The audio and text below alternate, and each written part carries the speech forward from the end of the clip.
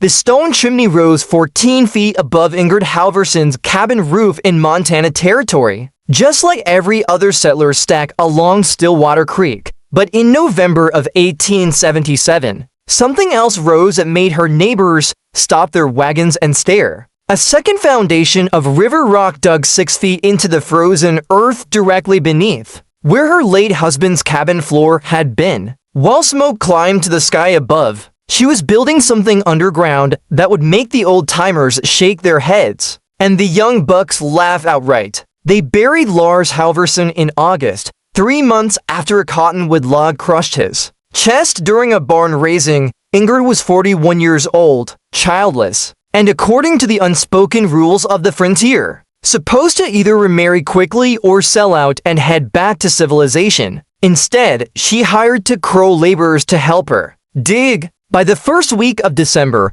when temperatures dropped to 8 below zero, she'd excavated a chamber 12 feet long, 8 feet wide, and 7 feet deep directly beneath the cabin floor. The neighbors watched her haul out wheelbarrow after wheelbarrow of dirt, then begin lining the pit with river stones mortared together with clay she'd mixed herself. "That Swedish woman's lost her mind," said Martin Keller to anyone who'd listen. Keller had homesteaded his 160 acres 7 years earlier and survived 2 winters that killed off half the settlers in the valley. He built 3 cabins in his time, each one an improvement on the last. And he knew that you didn't waste labor digging holes when winter was coming. She's going to freeze to death playing in the mud while her wood pile runs out. But Ingrid Halverson wasn't playing. She was rebuilding the heating system her grandfather had used in a farmhouse outside Sweden, a system that stored heat in stone and earth instead of letting it escape up a chimney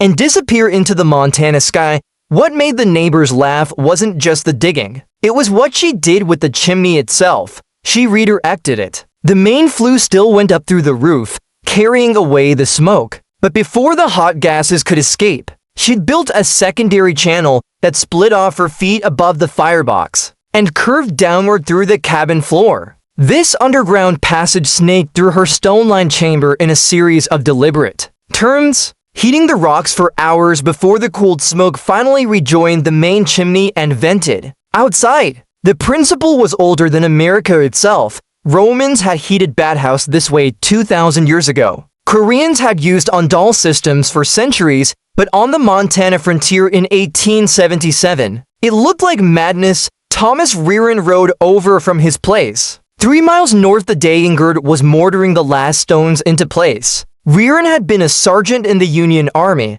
had spent a winter at Fort Laramie, and he didn't suffer fools. He dismounted, studied the excavation through the gaps in the floorboards she'd temporarily removed, and said what others were thinking: "Ma'am, you've got maybe 5 cords of wood split, and you're burning through it twice as fast, trying to heat the ground. Come February, you'll be burning furniture. Come March, we'll find you frozen." Ingrid looked up from her work, clay on her hands, and the confidence of absolute certainty in her eyes. "By February, Mr. Reardon, I'll be burning half the wood you are and sleeping warmer than you've slept since you left whatever heated house you grew up in back east." Reardon snorted. He wasn't cruel, just practical. "Heat rises, Mrs. Halverson. Always has. You're fighting nature. Heat radiates," she corrected, "in all directions. And stone holds it through the night, through the next day, through times when the fire's low." He shook his head and mounted up.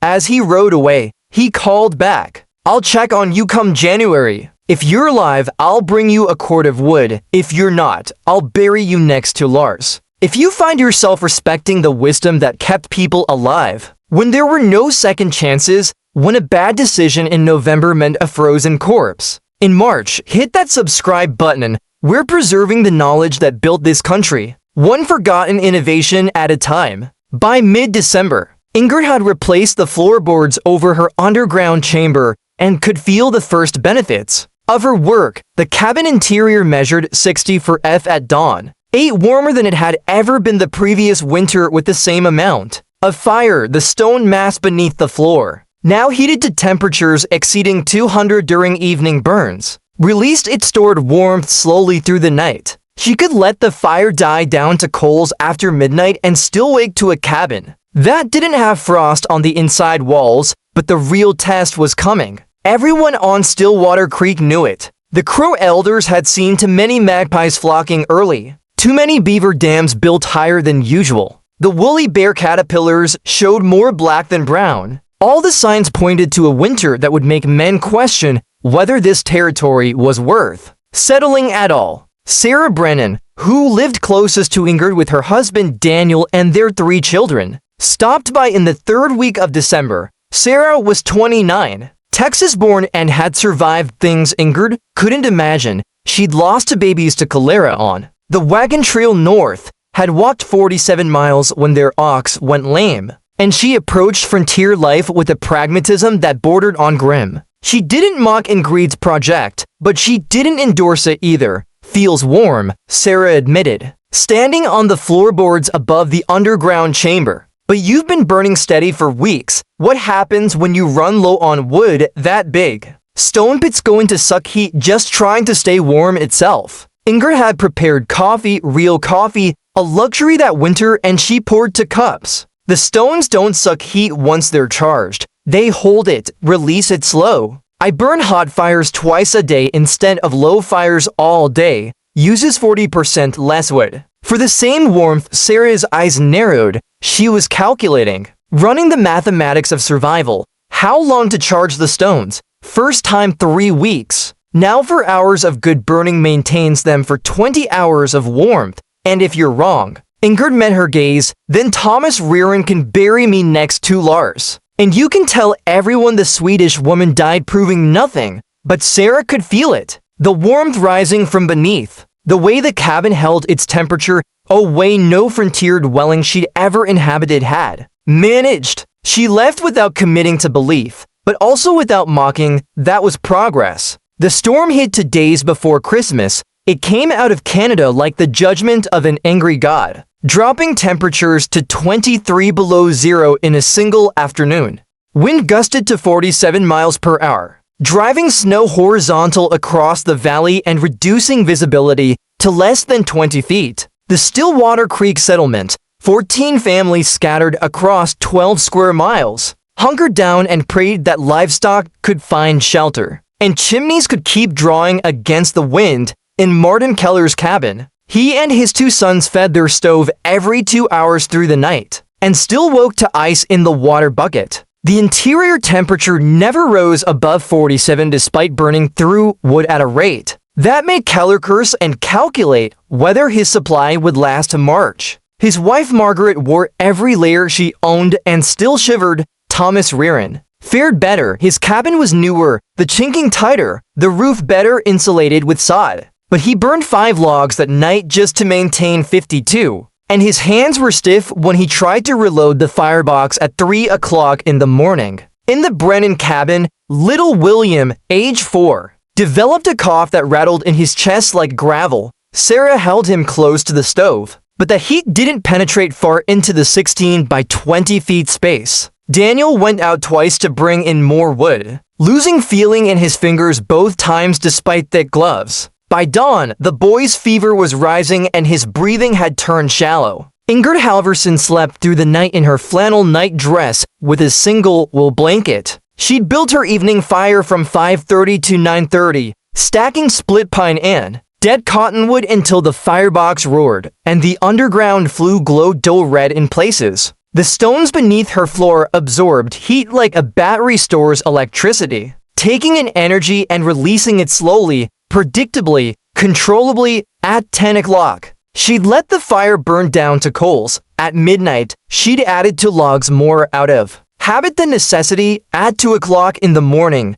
the cabin interior measured 61 F at 6. When the storm was at its worst and the outside temperature had dropped to 29 below, her cabin interior was still 58. She woke naturally, made coffee on coals that had lasted through the night, and went about her morning as if the worst blizzard in 5 years was nothing more than weather. When Sarah Brennan came running across the packed snow at 7:30, her shawl inadequate and her face raw with cold and fear, Ingrid already had the door open. One look at Sarah's expression told her everything. "William," Sarah gasped. "He can't breathe right. The cold's in his lungs." Ingrid didn't ask permission. She bundled herself in Lars's old coat, grabbed blankets and her medicine basket, willow bark, pine needle tea, dried elderflower, and followed Sarah through wind that tried to knock them horizontal. The Brennan cabin was 300 feet away, but it felt like 3 meters inside. The temperature couldn't have been above 40. Daniel was feeding the fire frantically, but the stove was small, and the heat dissipated the moment it rose. Little William lay on a bed piled with every quilt they owned, his breathing raspy and irregular, his lips showing the faint blue tinge that meant his body was losing the fight to stay warm. Ingrid made a decision in 3 seconds. "Bundle him. Bring him to my place. Bring all the children." Daniel started to protest. It was 70 yards farther from their cabin than from where they stood. But Sarah was already wrapping William in wool and sheepskin. Martha, age 6, and Catherine, age 8, were crying from cold and fear. Ingrid took William herself, holding the boy against her chest, and led the way back through the storm. When they stumbled through her door, the contrast hit like a physical force. The Brennan family stood in the middle of the cabin, disbelieving, as warmth enveloped them from every direction. It wasn't just warm air from a stove. It was warmth rising through the floorboards, radiating from every surface surrounding them,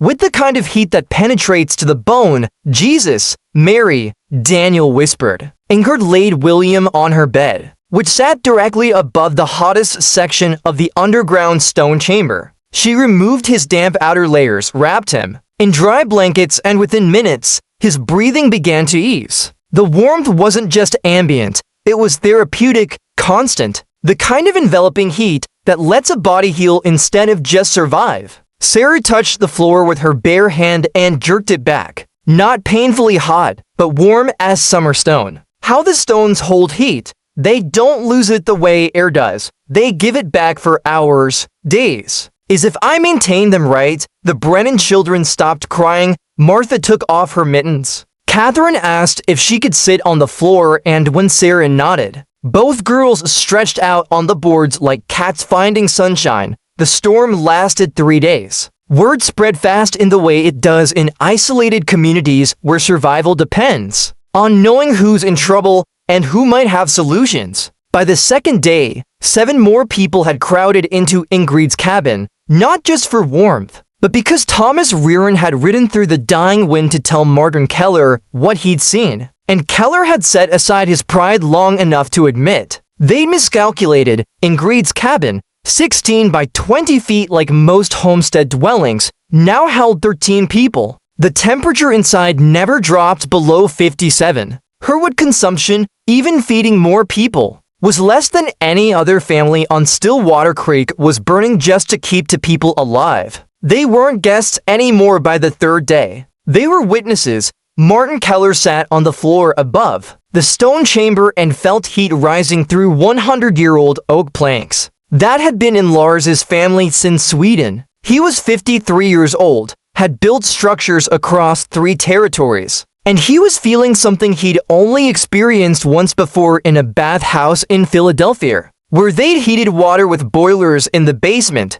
and the warmth had come out through the floors like magic. "It's a epic," he said finally, "like the Romans built." Ingrid nodded. "My grandfather called it a cockaloom system, tile stove heating with thermal mass. The Romans had the right idea 2,000 years ago. Korea still uses it. Russia uses it. We forgot it when we came here." Thomas Rearan, who'd been silent for 2 days, finally spoke. "How much stone did you move?" "4 tons roughly, maybe more. River rock, mostly granite, dense, holds heat better than sandstone. And the flue system? How do you keep the smoke from backing up?" She stood and lifted a floorboard, showing them the clay-lined channel that curved through the stone mass. Negative pressure still pulls it up through the main chimney, but before it escapes, it gives up its heat to the mass. I lose maybe 10% to backdraft. Worth it for tripling my heat retention. Daniel Brennan, who'd been watching William sleep peacefully for the first time in 3 days, said what everyone was thinking: "You could have kept this secret. Sold it, made money off it." Ingrid replaced the floorboard, Lars always said knowledge that keeps people alive shouldn't be hoarded. Besides, who I sell it to? We're all trying to survive the same winter. If that kind of generosity, that frontier ethic of shared survival matters to you, if you believe in preserving the innovations that got people through times when failure meant death, subscribe now. Help us keep this wisdom from disappearing into forgotten history. The storm broke on December 28th. By New Year's Day, the temperature had risen to a manageable 12 above zero, and families returned to their own cabins. But something had shifted in the Stillwater Creek settlement. Martin Keller came back 3 days later with questions about excavation depth and stone type. Thomas Rearan brought measurements he'd made of Ingrid's flue system and asked permission to copy the design. Daniel Brennan showed up with his 2 sons and offered 2 weeks of labor to help Ingrid repair anything that needed fixing. After hosting his family by March, other families had begun digging. Martin Keller went furthest. He excavated 8 feet down, lined his chamber with granite he hauled from a quarry 19 miles away, and built a flue system that meandered 32 feet through the stone mass before venting. His wife Margaret reported that they burned 60% less wood the following winter and slept in night clothes for the first time since leaving Pennsylvania. Thomas Rearan took a different approach. He built his system into a new cabin rather than retrofitting an existing one, incorporating the thermal mass into the foundation walls themselves. He'd done mathematics, calculated heat loss per degree of temperature difference, thermal conductivity of different stone types, optimal flue velocity. His cabin stayed above 55 for 36 hours after the fire went out completely. But the real proof came the following January, 15 months after Ingrid had started digging. Another storm hit, not as severe as the Christmas blizzard of 1877, but cold. Enough and long enough to test every structure in the valley this time. 5 cabins along Stillwater Creek maintained interior temperatures above 55, while burning half the wood the others consumed. Children didn't get sick. Fingers didn't freeze reloading stoves at midnight. The families with underground thermal mass systems went from survival mode to comfortable living. The ones without came asking questions. By 1880, when the census taker rode through recording homestead improvements, he noted something unusual in his log. Settlement along Stillwater Creek shows advanced heating systems, not observed in other Montana Territory locations. Settlers report 40 to 60% fuel savings using stone mass heating, with redirected chimney gases. Norwegian, Swedish, and German immigrants report similar systems in countries of origin systems spreading to Nativian settlers. Significant survival advantage observed during severe winter months. The census taker's name was Edward Voss, and he was enough of an engineer to recognize brilliance when he saw it. He spent 3 days in the valley measuring, sketching, interviewing families. His report to the territorial government included detailed drawings of Ingrid Halvorson's system and recommended that similar technology be implemented in military forts and government buildings throughout Montana Territory. Nothing came of the recommendation. Government systems don't move fast, and by the time anyone in Helena might have authorized funds for experimental heating systems, the frontier was changing. Railroads were bringing coal, towns were growing, large enough to support commercial suppliers. The desperate ingenuity that marked the homestead era was giving way to industrial convenience. But in that valley along that creek, the knowledge persisted. Sarah Brennan's son, William, grew up in a cabin warmed by stones beneath the floor. He became a carpenter, built 17 houses across western Montana between 1895 and 1920, and every single one incorporated some form of thermal mass heating. Not always as elaborate as Ingrid's system, cities have different requirements than isolated homesteads, but always designed to store heat and mass and release it slowly rather than burning fuel continuously. Martin Keller taught his sons who taught their sons. When the Depression hit in the 1930s and fuel economy suddenly mattered to people who'd forgotten it ever had. 3 families in Stillwater County knew how to heat a house through a Montana winter on a quarter of the wood anyone else needed. Ingrid Halvorsen lived in her cabin until 1891 when she was 55 years old. She sold the property to a German couple newly arrived from Bavaria, showed them how the system worked, and moved to Helena to live with a niece. The German couple, the Schmidts, maintained the system for 32 years. When they sold in 1923, the new owners, who'd grown up with coal furnaces and steam heat, covered over the underground chamber and installed a conventional stove. But the stones were still there. For tons of granite in a 7 feet deep cavity beneath floorboards that someone nailed shut. Without understanding what lay below, in 2019, a couple from Seattle bought the old Halvorsen property as part of a Montana land trust acquisition. They were historians interested in frontier architecture, and when they began restoration work, they found something unusual. Floorboards that ran warmer than they should, even in winter, even without heat. They pulled up the floor for tons of granite still in place after 142 years. Clay-lined flue channels, partially collapsed, but unmistakable in purpose. A heating system that had kept people alive when alive wasn't guaranteed, that had cut fuel consumption in half when fuel meant the difference between survival and death. They documented everything, contacted Montana State University's Department of History. A graduate student named Maria Chen wrote her thesis on thermal mass heating systems in frontier Montana, using the Halvorsen cabin as her primary case study. She tracked down descendants of families who'd implemented the system, found Edward Voss's original census report in territorial archives, and pieced together the story of how one widow's innovation had spread through a valley and saved lives. That winter had intended to claim the physics were simple. Heat capacity of granite 20 calories per gram per degree C. A 4-ton mass heated to 200 F and surrounded by insulated earth loses heat slowly enough to warm a cabin for more than 24 hours. Conventional wood stoves convert fuel to heat at roughly 65% efficiency,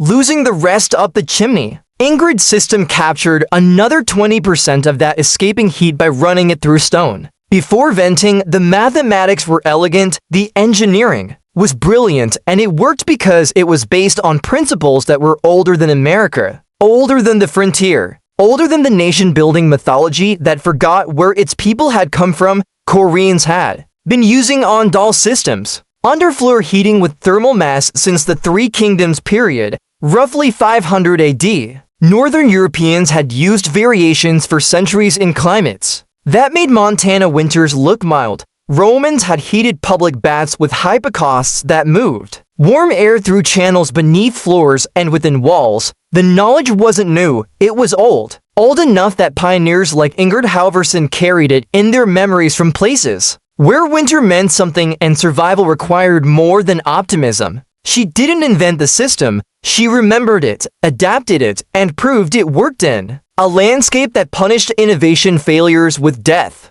That's its own kind of genius. On Stillwater Creek today, remnants of 5 different underground heating systems still exist in various states of preservation. None are functional. Conventional heating has been far more convenient for 100 years, but they're there beneath floorboards and earth. Testament to a time when people solved problems with stone and sweat, because those were the tools available. If Lars Halvorsen had lived, would the system have been built? Maybe, probably not. He was a good man by all accounts, but he wasn't Swedishburn. He didn't carry memories of Uppsala winters, where he was stored in tile stoves that radiated warmth. Through the night, it took Ingrid's specific knowledge, combined with frontier desperation, combined with the catalyst of Lars's death, leaving her with something to prove to bring that old technology to a new landscape. The neighbors who laughed weren't wrong to be skeptical. Most frontier innovations failed. Most unconventional approaches to survival got people killed. The wise money was on traditional methods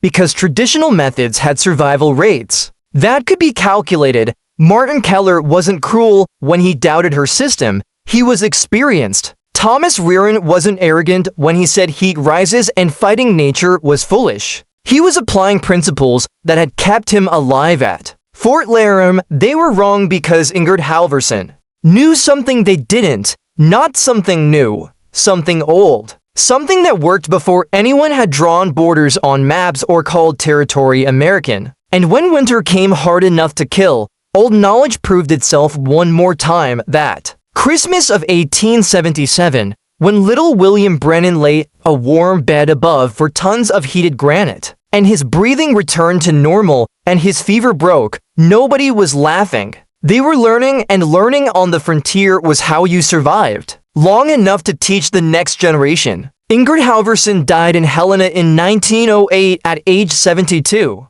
Her obituary in the Helena Independent made no mention of heating systems or underground chambers, or the winter she kept 13 people alive on less wood than most families burned keeping to alive. It called her a longtime resident and widow of pioneer Lars Halvorsen, and noted that she was survived by various nieces and nephews, but on Stillwater Creek. People remembered when Martin Keller died in 1903, his sons told stories at the funeral about the Swedish widow who dug a hole beneath her cabin and proved everyone wrong. When the Brennan family gathered for Sarah's 80th birthday in 1928, someone mentioned the winter young William nearly died and how warmth rising through floorboards had saved him. Stories like that don't make history books. They live in family memory, fade with generations, disappear when the last person who knew someone who was there dies without passing it on. That's how knowledge gets lost, not dramatically,